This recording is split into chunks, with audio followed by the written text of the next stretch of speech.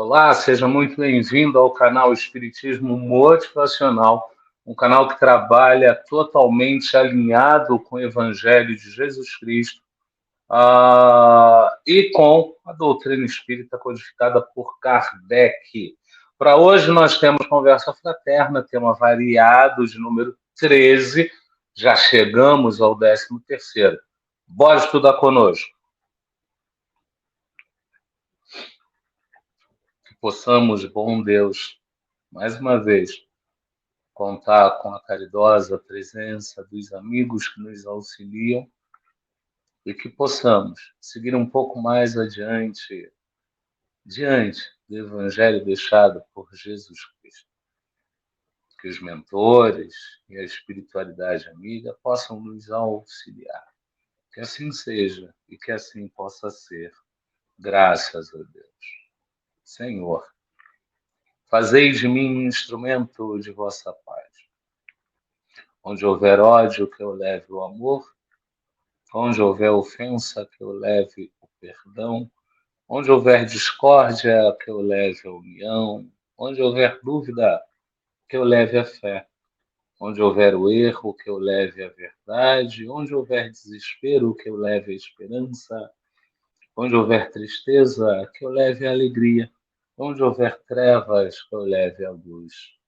Ó Mestre, fazei que eu procure mais consolar que ser consolado, compreender que ser compreendido, amar que ser amado, pois é dando o que se recebe, é perdoando o que se é perdoado, e é morrendo o corpo que vai o espírito para a vida eterna. Que assim seja. Graças, graças, graças a Deus. O problema não é como convivemos com o outro, mas sim como convivemos com o que sentimos e pensamos em relação ao outro. Por isso, a boa convivência, sobretudo consigo mesmo, é o princípio seguro de equilíbrio para uma interação proveitosa. Isso está no livro Mereça Ser Feliz, capítulo 6, Inteligência Intrapessoal. Foi ditado pelo espírito Hermance Dufoy, registrado pelo médium Vanderlei S. Oliveira.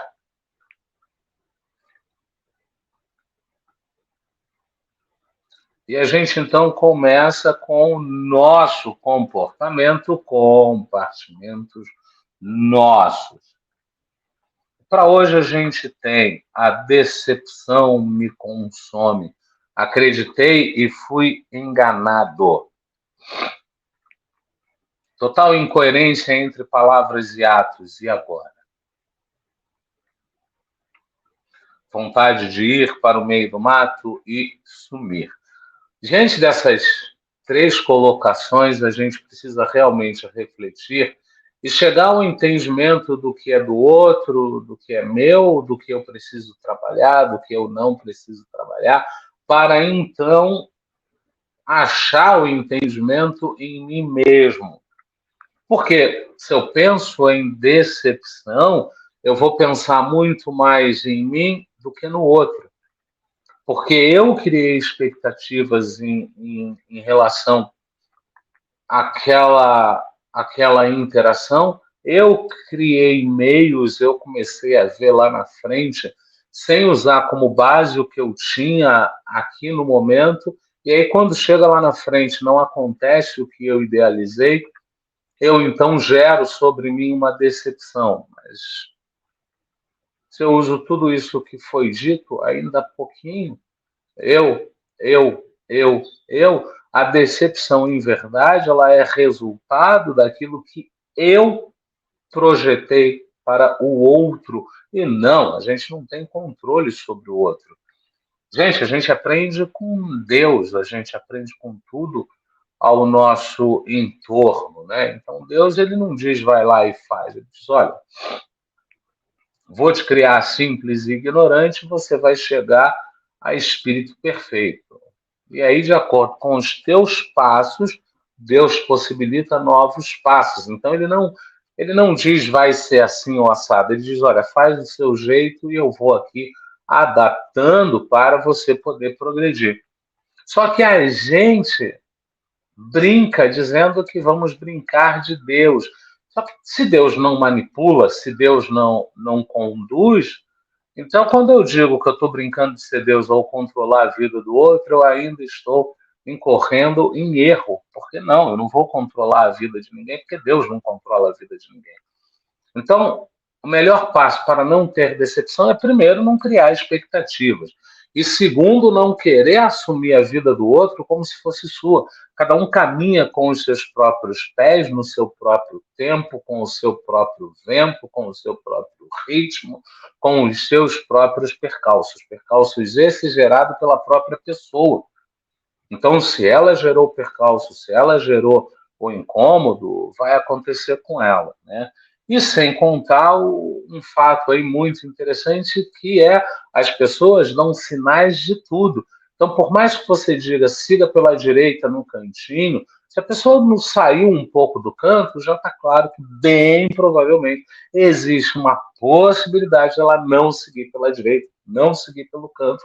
E tendo esse entendimento, não haverá decepção, porque, inclusive, nessa hora, você pode corrigir o seu rumo, continua auxiliando, não continua auxiliando, continua no relacionamento, não continua no relacionamento, e assim você vai.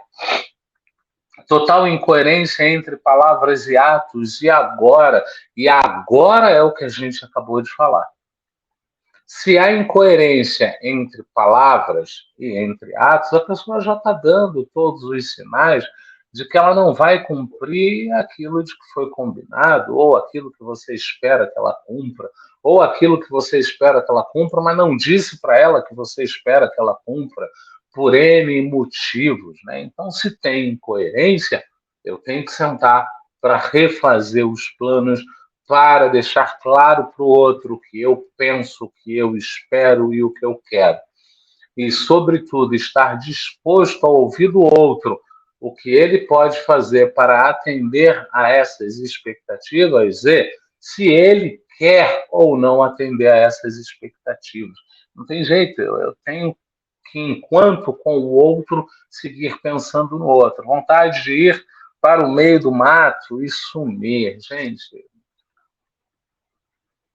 tem os ermitões que reencarnam acreditando que tem que continuar no plano espiritual, a gente respeita, a gente não sabe o que de fato trouxe cada um aqui, mas fato é, eu preciso da interação com o outro para crescer.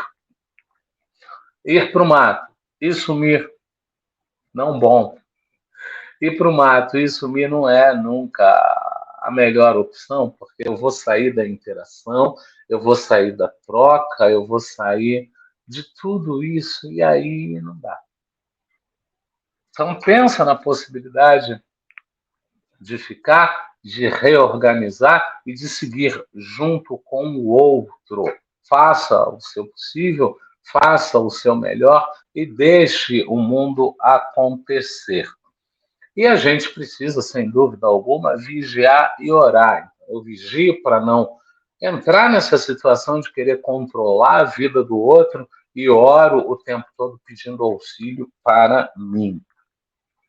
E, acima disso, não desista de você, porque você é a peça mais importante para esse grande quebra-cabeça que é o entendimento acerca da vida. Pense nisso.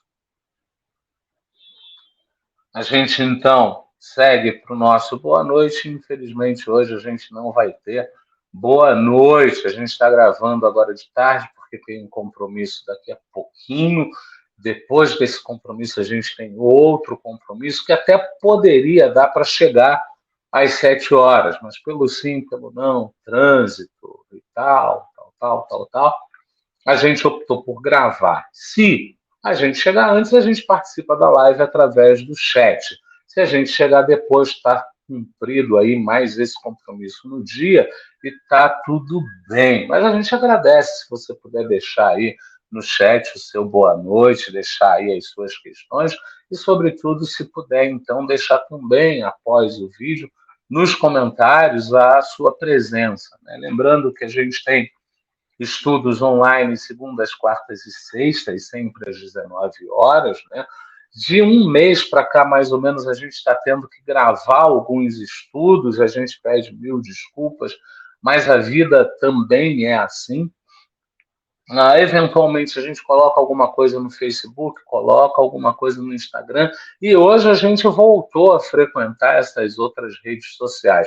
Portanto, o estudo da semana passada já está no Facebook, já está disponível, é só ir lá. Semana passada está lá, se você passar por lá e lembrar da gente, a gente agradece curtir a página, a gente agradece deixar o seu like no nosso estudo, né? Que a gente nem considera trabalho, é o nosso estudo, a gente aprende com vocês, vocês aprendem com a gente e a gente vai tocando devagar e sempre. Para hoje, a gente tem a nossa conversa fraterna. Na nossa conversa fraterna, você também pode sugerir um tema e estudar conosco. Você pode fazer isso através do e-mail espiritismo motivacional@gmail.com ou através do direct das nossas redes sociais. A gente está sempre ligado, muito embora algumas vezes a gente tá ali como uma bola. Então, hoje, 8 de maio de 2023, a gente tem o nosso tema variado, que é o nosso padrão para hoje, né? E no tema variado a gente puxa lâminas e trabalha lâmina por lâmina. Acho lindo algumas famílias que visito, já tentei harmonizar a minha, mas não tem jeito. É cada um por si e Deus por todos. Afasto-me, eu sigo tentando. Então, a gente tem várias construções familiares, várias. São infinitas as possibilidades para a construção familiar. Porém, já nos é dado, segundo a doutrina espírita, que a construção familiar ela é feita com espíritos afins e, ao mesmo tempo, com espíritos que podem uns possibilitarem o crescimento do outro. Então, algumas famílias que estão mais harmonizadas são espíritos que concordam entre si.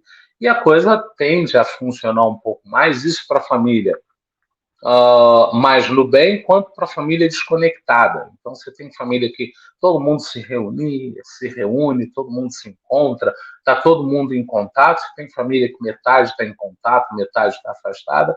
E você tem família que estão todos afastados e que está tudo bem, tudo bem. Não tem problema nenhum.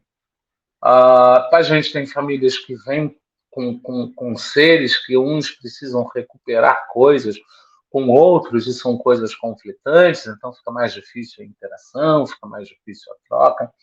E a gente tem algumas famílias como essa, né, que um dos membros acha lindo, como as outras famílias fazem, tenta fazer o possível, desculpa, para transformar a família nisso e não consegue, porque ali cada um está no seu detalhe, cada um está para um lado, cada um está vivendo uma vida. Nesses casos, não tem muito o que fazer. Você pode promover as interações naquelas datas especiais, são datas que movem, que comovem. Se as datas especiais não funcionam, crie datas não especiais, mas que facilita para todos, e entenda, acima disso, que cada um tem a sua proposta de vida. E que se a proposta de vida da pessoa não é interagir entre família, vai você fazer o que você quiser e não vai funcionar. Nesses casos, o ideal é se colocar disponível, é estar disponível para promover essa interação e, conforme as pessoas precisam, elas te acessam e você usa essa oportunidade para tentar unir a todos. Mas forçar não é muito o melhor caminho, não. Normalmente, nesses casos, o tiro sai pela culatra. Acaba muito mais irritando, porque a pessoa não queria ir, tem que ir. A pessoa não queria ficar, tem que ficar. E aí acaba gerando uma confusão extra. Então, no final das contas, é balancear. É muito balanceamento, não tem jeito, né? Ao casar, fiz minha família, logo não preciso olhar para trás. Quer dizer, ao casar, eu fiz a minha família, eu fiz uma família segunda, a minha família primeira eu já não tenho obrigação. Bom, vamos lá para os laços da afetividade. Então, se eu tenho laços afetivos, naturalmente eu vou buscar aquelas outras pessoas e a nova família vai ser um agregador da antiga família. Isso é natural, isso acontece com muita tranquilidade. Agora, se eu não tenho conexão com a minha família, se eu não tenho laços afetivos com essa família, quando eu gero uma segunda família, eu acabo me distanciando da família primeira.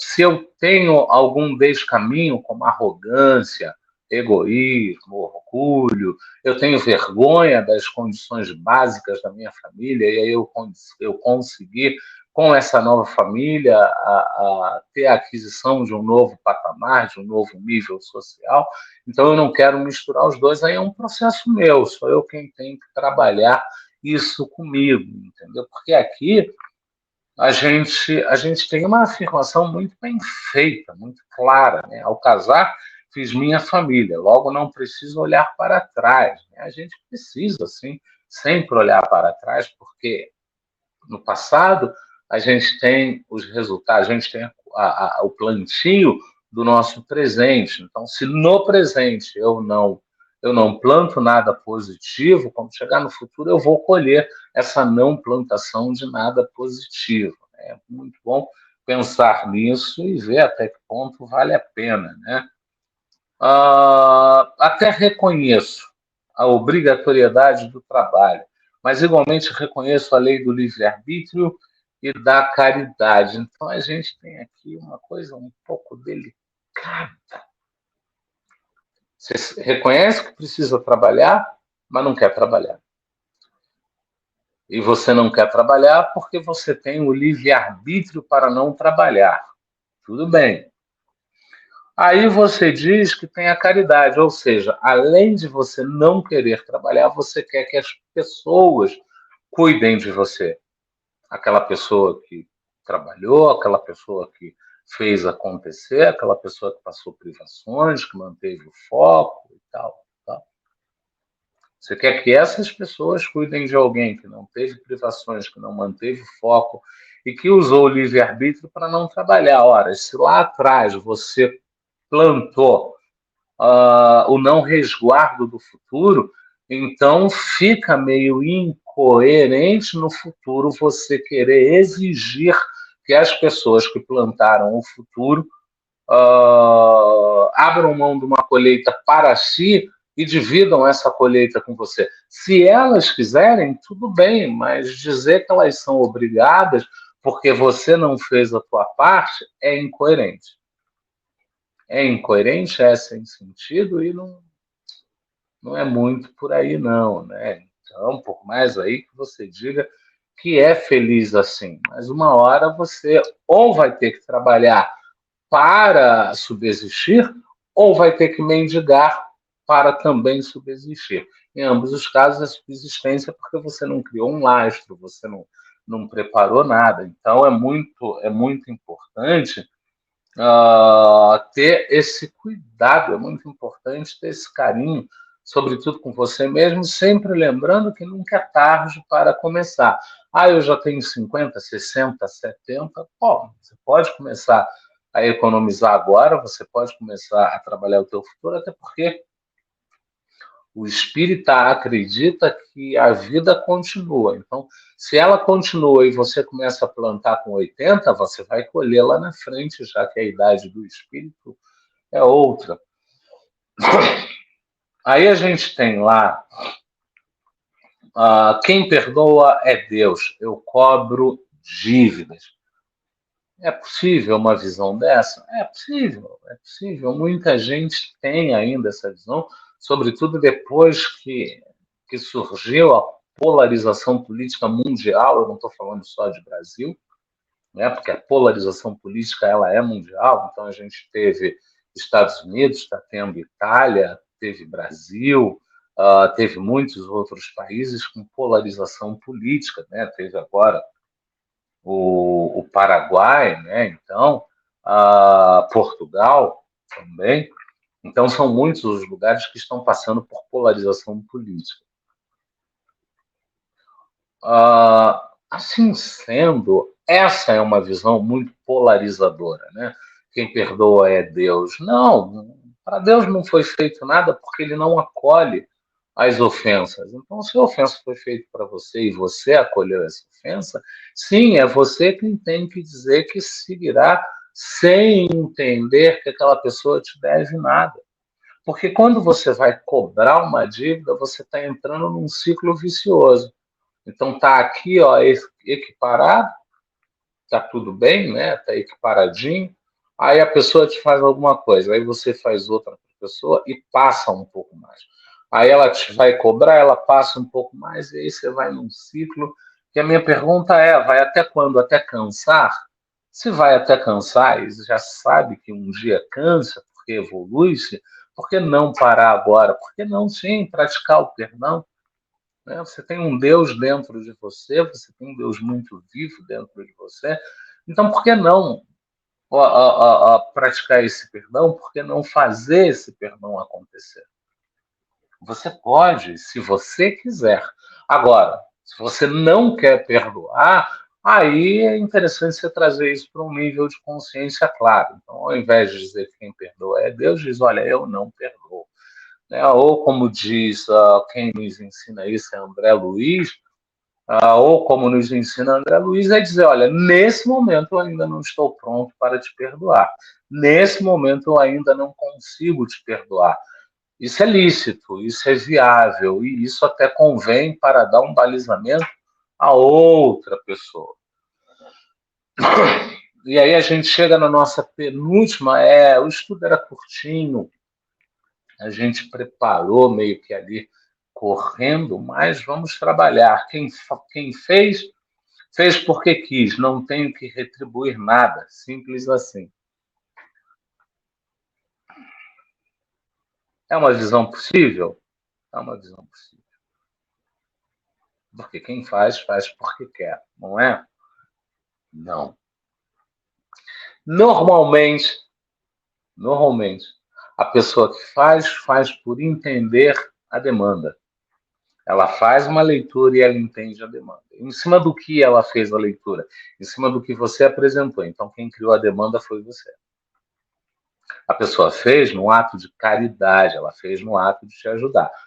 Até concordo que você não precisa retribuir nada à pessoa, porque o trabalho dela começa e acaba no ato caridoso. Então, tem que levar comida, ela vai lá e leva comida.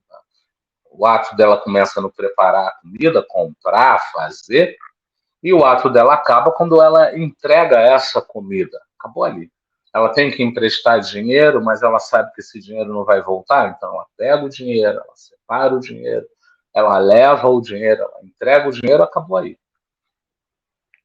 Então, você não tem que retribuir nada, mas se você tiver um mínimo de gratidão por esse ato, você já vai estar um pouco mais adiantado no processo evolutivo de cada um.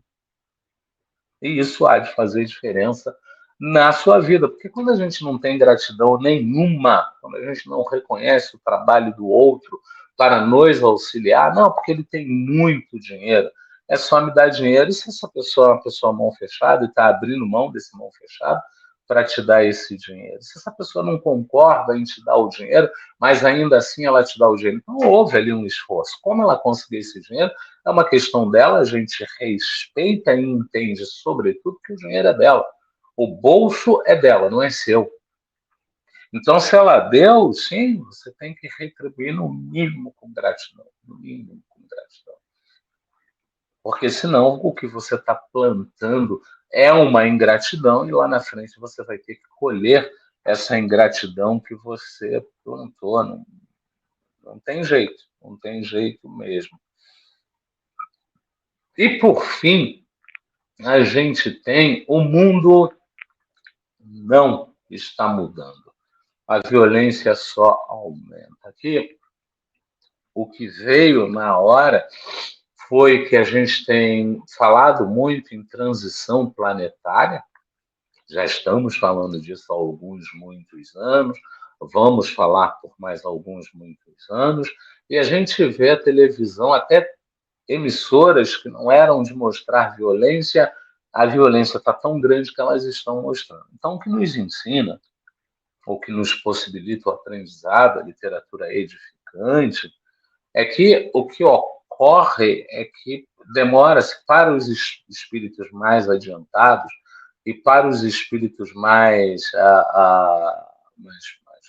brutos, né, mais resistentes, mais endurecidos, e para os espíritos mais adiantados e para os espíritos mais endurecidos, é sabido que o período de reencarne é muito maior.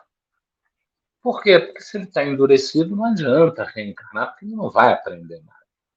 Então, quando ocorre a transição planetária, o que nos é possibilitado aprender, o que nos é dito pela filosofia espírita, é que esses espíritos têm uma oportunidade extra de voltar e ressignificar suas passagens. Então, nesse período de transição, a tendência é a gente ir para um extremo e vir ali regulando, que é quando acontece a transição. Então, a gente volta lá para um extremo, lá atrás muita violência, então é esse espírito lá de trás que volta com até certo ponto com a mesma visão de violência, então ele vai, a polarização aconteceu lá atrás, a gente já estava livre da polarização, só que voltam espíritos que iniciaram a polarização, e esses espíritos vão clamar pela polarização de novo, e aqueles que estão terão que defender a nova visão. Teremos que trazer esses espíritos para a nova visão. E aí o que vai acontecer? O que vai acontecer é que esses espíritos ou apreendem a nova visão e interiorizam a nova visão, ou eles vão continuar no reciclo e ciclo de reencarnações num planeta mais concordante com eles, quando assim a Terra for para o período de transição. Né? Eu estou com a mão aqui muito próxima ao mousepad, e qualquer toquezinho muda aí a lâmina. Né? Então, é isso, era realmente um estudo curto. A gente não tem tido muitas participações, porque antigamente esses estudos curtos eles duravam o dobro do tempo, porque a gente tinha mais interação, a gente tinha mais participação. A gente está mudando, por conta de não ter mais participação, a gente está mudando o estilo, vai trazer mais informações para ocupar mais tempo, e assim a gente vai. Gente, é isso que a gente tinha para hoje. É isso que está aplicado. Eu vou tentar participar no chat, eu vou tentar participar na conversa, mas se não participar, está em casa, está tranquilo, está entregue. Nos auxiliou e agradecemos por isso o Pentateuco e o próprio canal Espiritismo Motivacional. Vamos então para a nossa prece, lembrando que você pode sugerir um tema e estudar conosco através do e-mail espiritismomotivacional@gmail.com. E essa foi a nossa conversa fraterna, talvez até aqui o nosso estudo mais curto. A Ti agradecemos, Senhor, pela oportunidade da troca. Ó Santo Agostinho, ó Santa Mônica, ó irmãos queridos, rogai por nós que tanto precisamos promover a nossa reforma íntima e mudarmos aquilo de que precisamos mudar e renovar aquilo de que precisamos renovar. Então, que mudemos os atos mais fracos e conciliados ao descaminhos e que possamos renovar a nossa fé a cada dia, a cada instante, a cada momento.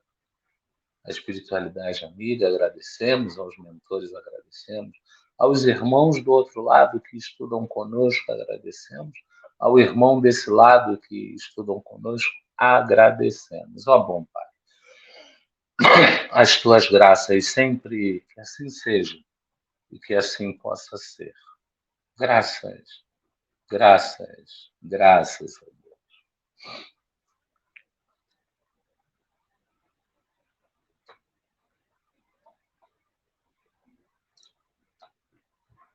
Então, meus irmãos, muitíssimo obrigado, gratíssimo, e até a quarta-feira, se Deus quiser e Ele há de querer, porque estamos a caminho. Lembrando que quarta-feira a gente volta para o sistema ao vivo.